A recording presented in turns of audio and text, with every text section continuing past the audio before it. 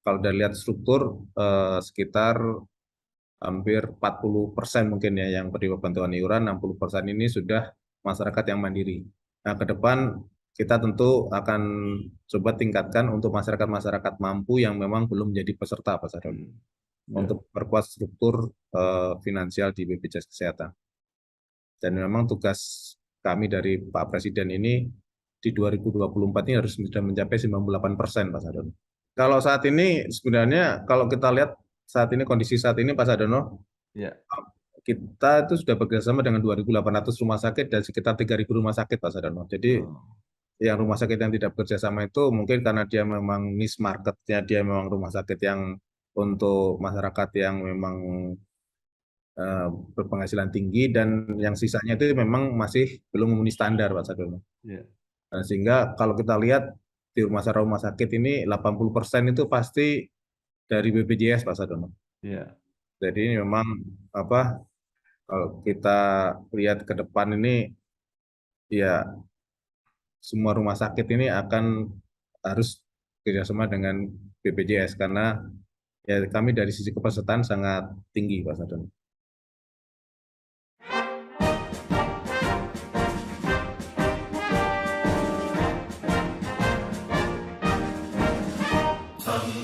Wahai mahasiswa,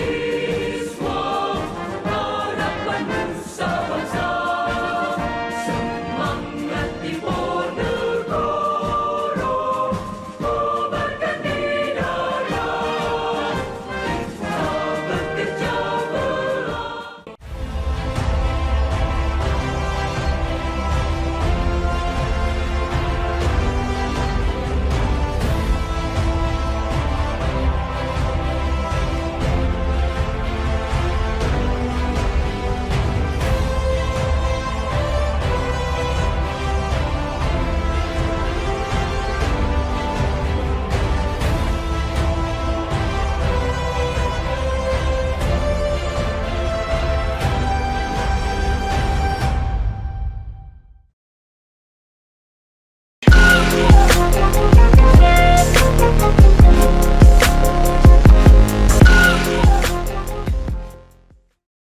Assalamualaikum warahmatullahi wabarakatuh. Bersama saya Bambang Sadono di kanal Inspirasi untuk Bangsa. Mudah-mudahan kanal ini selalu bisa memberi inspirasi, motivasi, dan edukasi. Kami sedang mempersiapkan beberapa video wawancara untuk ikut memberi makna 65 tahun Universitas Diponegoro yang bercita-cita untuk melahirkan para patriot paripurna dan ikut membangun dunia. Saya sekarang sudah bersama dengan salah seorang alumnus, yaitu Bapak Arief Wicaksono Yuwono Putro, Sarjana Ekonomi, MM, MHum, CSA, AAK. Beliau adalah Direktur Keuangan dan Investasi BPJS Kesehatan. Apa kabar Pak Arief? Alhamdulillah sehat Pak Bambang. Sehat ya. Pak Arief ini lahir di Wonosobo 17 Mei tahun 1972. Nah, mungkin pertama bisa diceritakan Pak, pengalaman ketika kuliah di Undip di Fakultas Ekonomika dan Bisnis, kemudian pernah juga di MMUGM, berkarir di PT Askes pada waktu itu, yang kemudian berubah menjadi BPJS Kesehatan, dan saat ini menjabat sebagai salah seorang direktur, yaitu Direktur Keuangan dan Investasi BPJS. Silakan Pak Arif. Ya, terima kasih Pak Bambang. Pertama-tama saya ucapkan selamat dulu ke Universitas Diponegoro sudah memasuki usia ke-65 Lima. Pak Iya. Bambang. Semoga memang menjadi universitas yang menjadi garda depan pendidikan bangsa Pak Sadono. Ya. Jadi saya kebetulan memang saya SMA-nya di Semarang Pak Sadono. Oh, ya. Jadi saya SMA di Semarang, kemudian biasa cari yang murah-murah, jadi nggak mau pindah kota Pak Sadono. Jadi Ya. alhamdulillah keterima di Fakultas Ekonomi Manajemen Undip Iya, iya, iya, iya. di 2000 angkatan 91 saya berarti Pak Sadono. Masuk 91 Pak ya? Itu ya masuk 91 di Universitas Diponegoro, masih di kampus bawah Pak Sadono. Iya, iya. Yang sekarang jadi S2 ya. Jadi S2 ya. Masih ada Pak Suhardi, Pak Suratal itu ya. Ya, Pak Soehardi, Pak Prof. Hartowo, Masih ya. Ya. itu beliau dosen, kebetulan jadi dosen pembimbing skripsi saya, Pak Sadono. Waduh, itu dosen-dosen killer itu Pak Harto. Iya, iya kalau di dulu, kalau profesor-profesor zaman dulu nilai kalau enggak A langsung F, Pak Sadono ya. Saya pernah mendapat pengantar ekonomi itu, walaupun saya di Fakultas Hukum, pengantar ekonominya Pak Hartowo. Iya. Beliau paling senior katanya waktu saya di sana, beliau udah senior, dia paling Iya, senior. iya, iya. Nah, lalu kemudian gimana mulainya bisa berkarir di PT Askes itu, Pak? Jadi saya lulus kan 91, lulus 95 Pak Sadono dari Iya, ekonomi Undip, manajemen, kemudian saya kebetulan langsung lanjut S2 di MMUGM Pak Sadono. iya, iya. Lulus 96 atau 97 nggak salah, 98.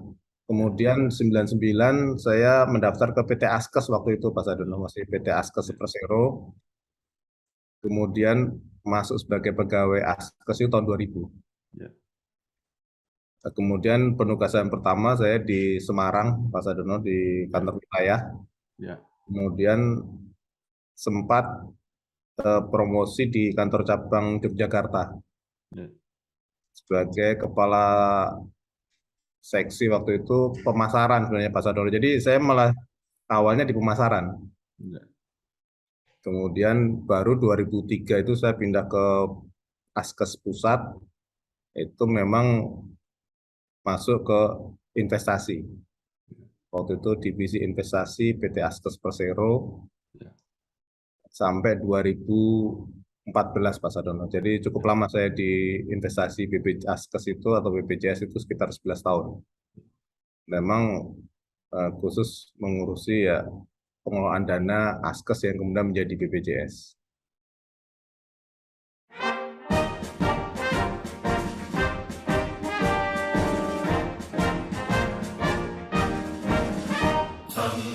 Wahai mahasiswa, harapan nusa bangsa, semangat timur negara, kobarkan di darat, kita bekerja berat. Nah, mungkin pertanyaan yang menarik, Pak, itu apa yang secara prinsip berubah dari Askes kemudian jadi BPJS Kesehatan?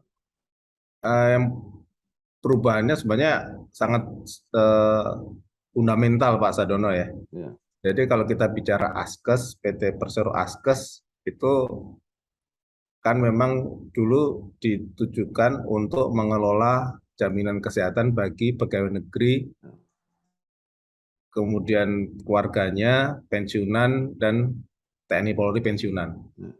Jadi memang pesertanya hanya khusus untuk pegawai negeri, TNI Polri, peserta keluarganya, serta pensiunannya. ya, Peserta kita waktu itu sekitar 16 juta Pak Sadono, Askes. ya, Kemudian memang berdasarkan Undang-Undang SJSN, Sistem Jaminan Sosial Nasional 2004, kemudian diterbitkan Undang-Undang BPJS Pak Sadono, ya, itu memang disebutkan di Undang-Undang BPJS bahwa untuk sistem jaminan sosial nasional itu dilaksanakan oleh badan penyelenggara. ya, Ada dua badan penyelenggara di Undang-Undang BPJS itu Pak Sadono. ya, Itu adalah BPJS Ketenagakerjaan dan satunya BPJS Kesehatan.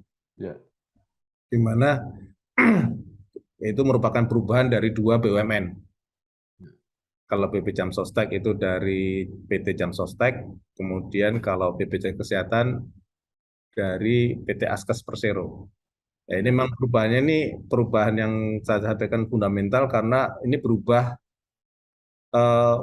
badan hukumnya berubah Pak Sadono. Kalau kami ya, di PT waktu itu di PT Askes Persero ini kan tunduk kepada Undang-Undang PT. ya, Tujuannya ada tujuan komersial ya, karena kita kan BUMN yang wajib untuk mendatangkan dividen bagi pemegang saham. Segi ya, pemerintah waktu itu kan Pak Sadono. ya, Nah, sedangkan di BPJS Kesehatan ini menjadi badan hukum publik. ya, di mana kepesertaan pemerintah ini dalam bentuk saham yang tidak dipisahkan, Pak Sadono. Ya. Jadi berbeda. Liability-nya Ya. kalau di PT kan hanya sebatas saham yang diserahkan. Iya, Badan hukum publik ini kewajiban pemerintah ini memang menyeluruh, Pak Sadono, ya, sebagai eh, penjamin terakhir lah. benar terakhir. Jadi memang Kalau ya, dengan BPJS ini tujuannya jelas. nggih. Ya, Kalau Askes anggotanya 16 juta, setelah jadi BPJS Nah, dari menjadi berapa, BPJS Pak? kita tahun pertama itu sudah 111 juta, Pak, tahun Hmm, 2014. Kita kan berubah ya, 2014. ya. Kemudian saat ini alhamdulillah sudah 220 juta, Pak Sadono. Waduh, ya. Kita merupakan asuransi sosial terbesar di dunia saat ini Hmm, dengan membership 220 juta atau 86% dari total ya. penduduk Indonesia. Capai cita-cita, jenjanglah tinggi Diponegoro, alma mater kita. Amalkan watak satria, bakti yang dari punah, mengabdi tanah pusaka, ibu Indonesia. Yang menarik, Pak, ya ini begitu jadi BPJS ya, mungkin karena skalanya begitu besar. Kemudian masalah finansialnya kelihatannya apa ya? Itu akan ribut agak lama itu. Sebenarnya apa itu penyebabnya, Pak? Jadi ini kan kita waktu itu 2013 berubah menjadi BPJS 2014 ini kan memang semuanya ditentukan oleh berdasarkan undang-undang, Pak Sadono. Ya, Di mana memang cita-cita luhur dari undang-undang itu memberikan jaminan perlindungan finansial kepada seluruh ya. masyarakat Indonesia. Tidak boleh ada iur biaya, Pak Sadono. Tidak boleh ada tambahan biaya. Artinya kalau orang masuk ke rumah sakit dengan BPJS ya harus keluarnya tidak mengeluarkan biaya sepeser pun. Ya. Berbeda dengan mungkin Pak Sadono kalau dulu pegawai negeri, pasti Pak Sadono kan dulu Ya, Askes. ya, Kalau Askes itu biasanya kalau masuk rumah sakit itu masih nombok, Pak Sadono. ya, ya. Ada sekian persen yang tidak di cover, dia harus out of pocket. Nah, Ya. ini yang dihindari di BPJS karena sifatnya jaminan sosial. Ya. Nah, seluruh golongan masyarakat, baik yang miskin, menengah maupun yang berkecukupan.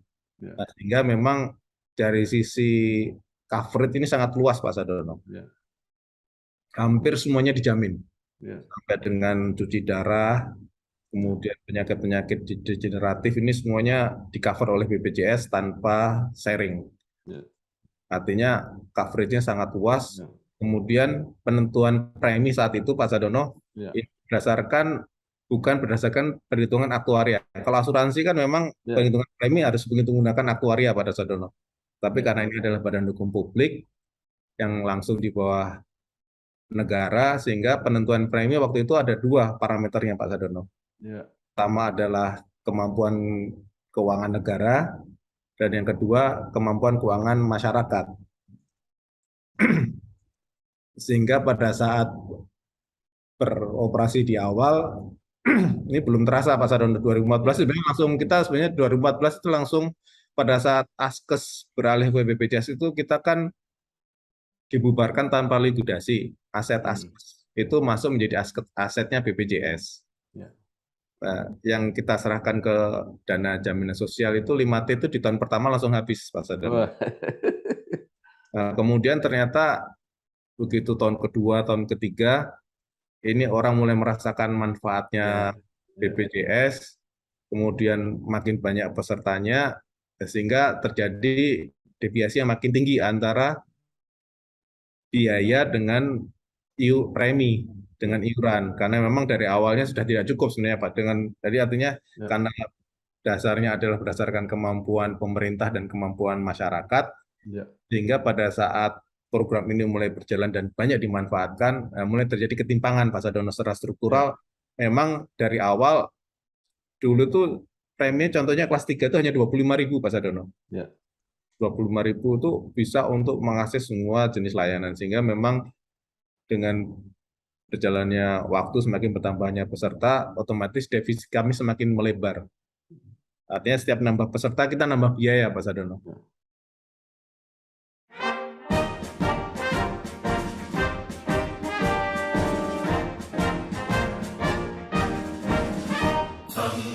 Wahai mahasiswa, harapan nusa bangsa, semangat Diponegoro, kobarkan di dada, kita bekerja belah. Sekarang Pak ya, paling tidak saya pantau 2-3 tahun terakhir ini kelihatannya mulai membaik. Ya, rumah sakit sudah nggak protes Ya, kayak dulu. Nah, itu apa yang terjadi, Pak? Apakah karena manajemennya lebih efisien, artinya ada pembatasan, pengurangan, apa mungkin karena preminya yang dinaikkan, atau karena partisipasi pemerintahnya yang juga lebih besar lagi, seperti apa sekarang kira-kira? jadi memang tadi sempat terputus kita, Pak Sadono. Ya, Jadi, tadi esensi kita adalah badan hukum publik di mana kita sebagai lender of the last resort. Jadi pas saat kita defisit itu BPJS tidak bangkrut, Pak Sadono, tapi langsung mendapat pendanaan dari pemerintah. Nah, sehingga kita masih bisa bertahan, namun defisit kita memang makin ke tahun makin tinggi, Pak Sadono. Bahkan di 2019 itu defisitnya bisa mencapai 50 T. 50 defisit hasil neto kita. Nah, kemudian di 2020 itu dilakukan penyesuaian iuran, Pak Sadono. Penyesuaian iuran dengan menggunakan pendekatan aktuaria. Nah, tapi memang di penyesuaian iuran ini porsi terbesar diambil tetap oleh pemerintah, Pak Sadono. Jadi tidak membebani masyarakat. 2020 ini kita lakukan penyesuaian iuran, Pak Sadono, sehingga di semester 2 2020 ini kondisi keuangan kita membaik. Kita bisa membayar rumah sakit tepat waktu. Jadi kalau kami itu harus membayar itu 15 hari sejak tagihan disampaikan oleh rumah sakit. Semula kita bisa terlambat sampai 3 bulan, Pak Sadono. Waktu itu kita bekerja sama dengan perbankan untuk take over sementara. Jadi kita untung dibantu oleh teman-teman di perbankan waktu itu. Nah, sehingga dengan penyesuaian iuran 2020 itu sebenarnya mulai membaik struktur finansial kita. Karena disparitas antara premi dengan biaya ini sudah semakin kecil, Pak Sadono. Kemudian kita tahu di 2020 Pak Sadono ya. Itu mulai COVID kan, Pak Sadono. COVID, ya. COVID ini akhirnya juga berdampak ke BPJS. Jadi kunjungan ke rumah sakit di luar COVID berkurang drastis, karena kan orang takut ke rumah sakit. Karena rumah sakit menjadi sentral perawatan COVID. Sehingga dari sisi biaya pelayanan di luar COVID kita berkurang. Namun kita juga berperan dalam melakukan verifikasi COVID. Meskipun pembiayanya langsung dari pemerintah, karena itu merupakan bencana kan. Jadi kita waktu itu membantu administrasi COVID. Jadi sehingga perlahan-lahan struktur keuangan BPJS ini menjadi makin sehat, Pak Sadono, alhamdulillah.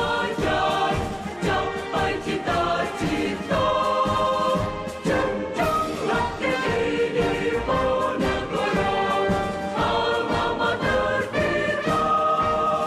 Amalkan watak satria, bakti yang tarik undang, mengabdi tanah pusaka, Ibu Indonesia. Jadi bagaimana kalau keadaannya sekarang, Pak? Sudah normal semua? Ya, sekarang kita lihat tingkat kunjungan ke rumah sakit, Pak Sadono, ini sudah mulai kembali lagi ke level yang normal. Jadi yang semula banyak orang yang memang menahan ke rumah sakit, kalau tidak perlu sekali, sekarang mulai tingkat kunjungan ke rumah sakit ini atau ke fasilitas mitra BPJS makin meningkat. Kita lihat dari peningkatan biaya juga saya lihat makin meningkat. Ya, ini memang ya kita kan bukan badan usaha komersial Pak Sadono. Jadi peningkatan jumlah kunjungan ini kita lihat memang sebagai hal yang wajar karena memang kesehatan ini kan kebutuhan dasar setiap masyarakat Pak Sadono. Ya. Sehingga eh, kita memaknai kondisi kesehatan yang membaik ini dengan fokus kita di perbaikan mutu layanan saat ini Pak Sadono. Jadi kami direksi yang sekarang ini berusaha memang fokus. Kalau dulu mungkin direksi yang terdahulu kan dia fokus struggle untuk masalah keuangan. Keuangan, ya. Nah, harus survive. Nah, sekarang kami akan fokus ke insya Allah ke masalah pelayanan, meningkatkan mutu layanan kepada seluruh peserta BPJS Pak Sadono. Jadi sekarang sudah terjadi keseimbangan Pak ya antara premi yang dibayarkan oleh masyarakat juga yang disediakan oleh pemerintah. Nah, peran investasinya di mana Pak? Nah, kami investasi ya alhamdulillah nih Pak Sadono selama Askes sampai BPJS ini kita selalu mencapai hasil investasi yang cukup bagus. Dan kita dilakukan audit juga selalu mendapatkan wajar tanpa modifikasian. Ini memang karena pengelolaan investasi ini kita lakukan secara sangat prudent Pak Sadono. Ya. Jadi kita memang melakukan investasi di berbagai instrumen di pasar modal, namun parameternya jelas Pak Sadono. Jadi kita tidak masuk, contohnya kalau saham kita hanya masuk saham di Kompas 100 atau LQ45. Di luar itu kita tidak. Kemudian kita tidak masuk ke transaksi derivatif. Jadi memang kita lebih konservatif pada dalam pengelolaan investasi Pak Sadono. Supaya mendapatkan hasil optimal, namun memang dalam parameter yang aman. Iya, ini BPJS kan mengelola dana yang cukup besar ya, menjamin orang sampai 220 juta. Mungkin ke depan akan bertambah terus. Ya. Nah, bagaimana kira-kira menurut pendapat Pak Arief ini, manajemen BPJS ke depan ini seperti apa dalam mengantisipasi perkembangan itu? Jadi memang kalau kita lihat Pak Sadono, jumlah pegawai kita memang tidak sebanding dengan jumlah peserta. Ya. Kalau kita bandingkan pegawai BPJS ini saat ini hanya 7.000 Pak Sadono. Mungkin kalau kita bandingkan dengan perbankan ini beda jauh. Contohnya yang kita ambil PR ini kan bank yang paling besar Pak Sadono ya dari sisi SDM itu karyawan kalau nggak salah hampir 100.000 lebih. Nasabahnya 60 jutaan. Nah, kita nasabahnya 220 juta, karyawan kita hanya 7.000. Nah, sehingga memang ya kita mengedepankan otomasi dan digitalisasi Pak Sadono untuk menutup kekurangan SDM. Karena nggak mungkin kita akan menambah jumlah SDM karena akan membebani biaya operasional. Sehingga saat ini kita akan kedepankan transaksi-transaksi online ini Pak Sadono. Jadi mendaftar, peserta itu bisa mendaftar, merubah kelas, kemudian melakukan merubah Paskes itu melalui aplikasi kami namanya Mobile JKN Pak Sadono, tanpa perlu datang ke kantor. Jadi kita akan terus tingkatkan supaya memang nanti ke depan ya urusan BPJS ini bisa langsung selesai di rumah peserta. Tidak perlu peserta harus datang kemudian mengurus berkas segala macam. Ini yang mungkin kita akan lakukan untuk meningkatkan pelayanan di sisi administrasi. Kemudian di sisi mutu kita akan lakukan kemudahan-kemudahan. Mungkin saat ini dirasakan oleh masyarakat BPJS ini pasti banyak manfaatnya Pak Sadono. Tidak menafikan manfaat dari BPJS Kesehatan. Namun memang ada sebagian juga menyatakan bahwa bermanfaat tapi memang memanfaatkannya agak susah karena prosedurnya yang agak panjang. Dan ini kita akan mulai coba lihat proses-proses yang bisa kita simplifikasi untuk tadi tujuannya kemudahan peserta dalam mengakses layanan kami. Capai cita-cita, jenjanglah tinggi Ponegoro, alma mater kita, amalkan watak satria, baktian dari punah, ngabdi tanah pusaka, Ibu Indonesia. Jadi ke depan nanti kira-kira apa BPJS sudah mengantisipasi Pak ya, apalagi dengan persoalan-persoalan perekonomian yang kelihatannya makin tidak begitu baik-baik saja, itu kan berarti kemiskinan bisa meningkat dan yang membutuhkan subsidi BPJS juga makin besar itu kira-kira. Jadi kalau kita lihat sebenarnya yang dari kan keputusan BPJS ini dibagi dua Pak Sardono. Ya, Masyarakat yang tidak mampu ya, sesuai dengan Undang-Undang 1945 ini menjadi tanggungan negara Pak Sardono. ya, ya, Jadi masyarakat yang di Undang-Undang Sistem Jaminan Sosial Nasional, masyarakat yang tidak mampu ini dibayarkan iurannya oleh negara. ya, Namanya penerima bantuan iuran. ya. Ini sekarang jumlahnya sekitar 96 juta Pak Sardono. 96 juta. Ya, dari 220 juta peserta kami. Ya, Ini menunjukkan ini posisi pemerintah sebagai negara yang menjamin kesehatan warga negaranya. Sedangkan masyarakat yang mampu ini membayar sendiri Pak Sardono dari bagian penghasilannya, ini yang penerima upah sektor formal maupun sektor informal yang membayar secara bulanan. Jadi sisanya artinya memang kalau dari lihat struktur sekitar hampir 40% mungkin ya yang penerima bantuan iuran, 60% ini sudah masyarakat yang mandiri. Nah, ke depan kita tentu akan coba tingkatkan untuk masyarakat-masyarakat mampu yang memang belum menjadi peserta Pak Sardono, untuk perkuat struktur finansial di BPJS Kesehatan. Dan memang tugas kami dari Pak Presiden ini di 2024 ini harus sudah mencapai 98% Pak Sardono. 98%. Iya. Jadi itu berarti hampir semua Iya. pasien di rumah sakit itu dilayani dengan BPJS, Pak. Kalau saat ini sebenarnya kalau kita lihat saat ini kondisi saat ini Pak Sardono, Ya, kita itu sudah bekerjasama dengan 2.800 rumah sakit dan sekitar 3.000 rumah sakit Pak Sardono. Jadi yang rumah sakit yang tidak bekerjasama itu mungkin karena dia memang niche marketnya, dia memang rumah sakit yang untuk masyarakat yang memang berpenghasilan tinggi, dan yang sisanya itu memang masih belum memenuhi standar Pak Sardono. ya, Nah, sehingga kalau kita lihat di rumah sakit ini 80% itu pasti dari BPJS Pak Sardono.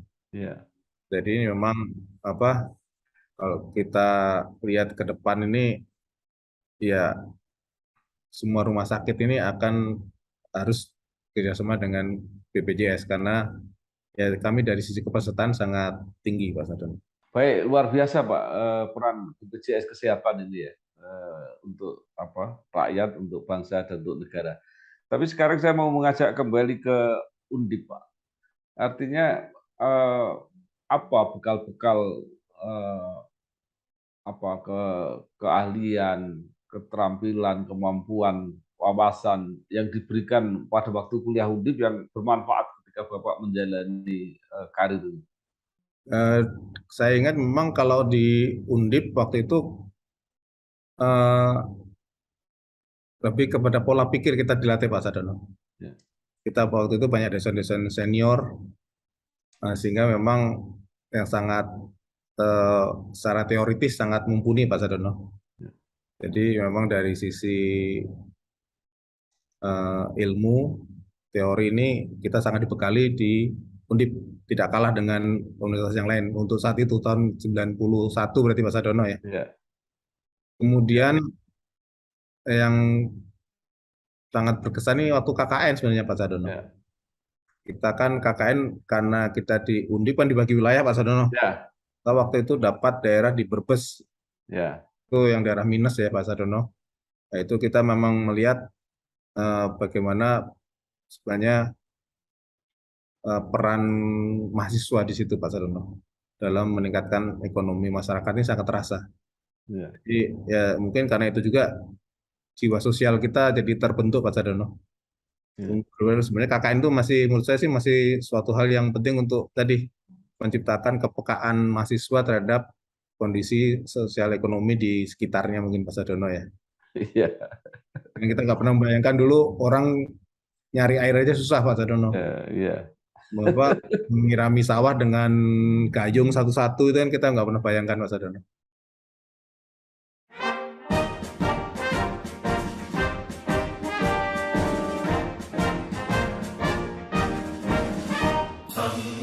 wahai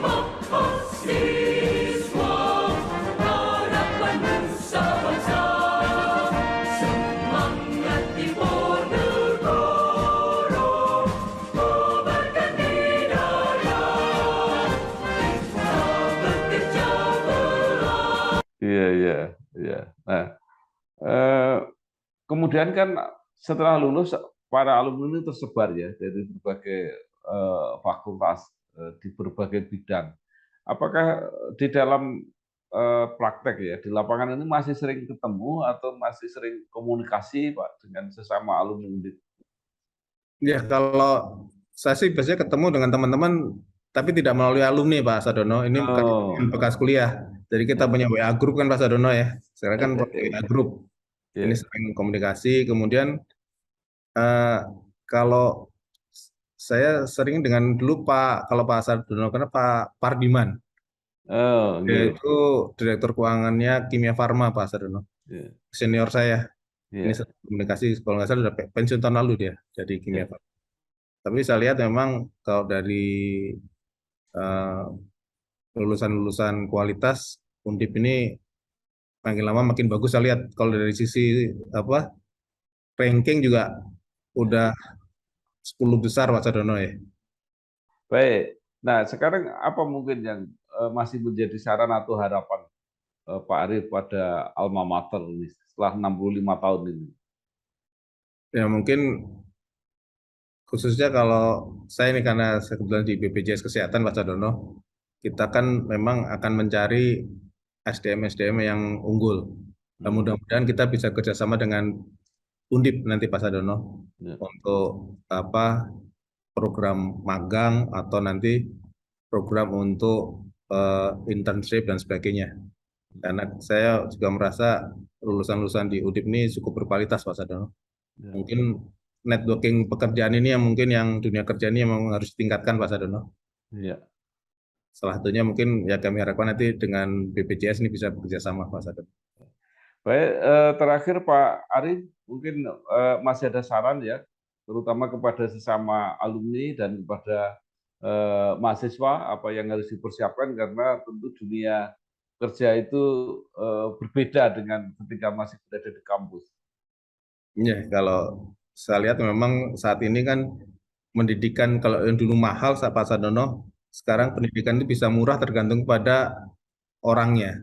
Artinya dari YouTube, dari Ya, iya, iya, iya. online itu kita bisa mendapatkan seluruh apa yang kita butuhkan Pak Sadono. Iya. Jadi artinya kalau teman-teman ini sudah menjadi mahasiswa diterima di universitas yang bagus seperti Undip, ya jangan terus puas. Hmm, Karena teman-teman yang lain ini juga bersaing tidak tentu hanya menggunakan ijazah Pak Sadono. ya. Jadi artinya kompetensi-kompetensi itu harus kita bekali. Ini mungkin yang kalau dulu kan kita hanya cukup kuliah Pak Sadono ya, kuliah dapat S1, IP sekian. Nah, kalau ke depan nih saya lihat 5 tahun ke depan ini orang akan tidak lagi melihat dari mana Anda sekolah, apa ijazah Anda, tapi apa kemampuan Anda. Apa yang Betul. Anda bisa sumbangkan kepada perusahaan yang Anda akan masuki. Mungkin itu Pak Sadono. Jadi ya sekarang persaingan makin terbuka lebar Pak Sadono ya. Baik, terima kasih sekali Bapak Arief Wicaksono Yuwono Putro, SEMM Mhum CSA AAK, Direktur Keuangan dan Investasi BPJS Kesehatan. Sudah banyak yang disampaikan, mudah-mudahan bermanfaat untuk kita semua, baik pengetahuan tentang BPJS Kesehatan maupun saran-sarannya kepada alumni, mahasiswa, maupun alma mater Universitas Diponegoro yang sekarang sudah mencapai usia 65 tahun. Sekali lagi terima kasih Pak Arief, selamat bekerja, sukses, dan wassalamualaikum warahmatullahi wabarakatuh. Waalaikumsalam warahmatullahi wabarakatuh. Sukses untuk Undip yang kita cintai Pak Sadono. Matur nuwun, matur nuwun. Nggih.